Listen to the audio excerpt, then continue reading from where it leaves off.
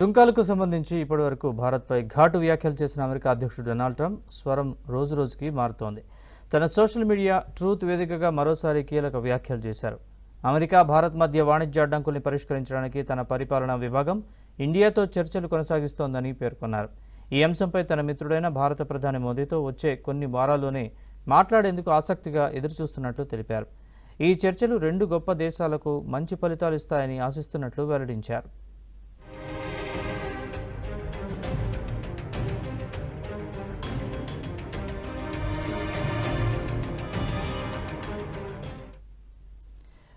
Russia నుంచి అధిక స్థాయిలో భారత్ చమురు దిగుమతి చేసుకుని విదేశాలకు అమ్ముతూ ఇటీవల వరకు ట్రంప్ ఆగ్రహం వ్యక్తం చేశారు.